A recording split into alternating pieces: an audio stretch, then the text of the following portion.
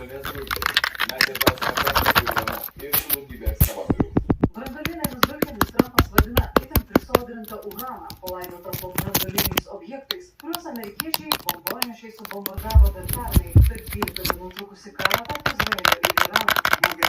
Gausime tas dulkės ir pasinešime namo į Jungtines valstijas greitai. Ir pridūrė, Teheranas už tai negaus nė cento, o Iranas šaltai atkerta apie urano perdavimą svetimai valstybei nevertinti nė kalbos.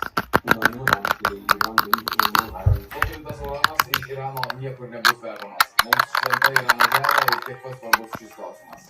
Laikinos paliaubos tarp Vašingtono ir Teherano paskelbtos 2 savaitėms baigsis šį trečiadienį. Ar Trumpo ekskavatorių diplomatija perkasti Irano kariais, ar Iranas išliks nesukalbamas, pasaulyje tik lieka stebėti. Sulaikius Trumpą. Prieš patį kelionių įkarštį perspėjimą, kad skrydžių kainos bus kone didžiausios per pastarąjį dešimtmetį. Negana to, kad aviacinis kuras labai pabrango, Europoje apskritai gali jo pritrūkti.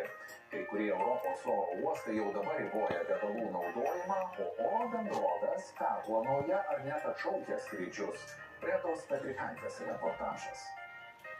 Žadėta, jog keliaujantiems iš Kauno pasaulis atsivers plačiau. Tiesiogiai į Rygą ir Baltic lėktuvai skraidyti turėjo 5 kartus per savaitę. Šis skrydis atveria net 40 krypčių, kurias bus galima pasiekti per Rygą. Maršrutas startavo tik kovo 30-ąją, bet nė nespėjus apšilti, jau atšauktas. Jo neliks nuo gegužės. Kuros sąnaudos išaugo tiek, kad nusprendėme lėčiau sustabdyti maršrutą, nei didinti bilietų kainas iki tokio lygio, kad jie taptų neįperkami mūsų keleiviams. Tai buvo sunkus, bet būtinas sprendimas.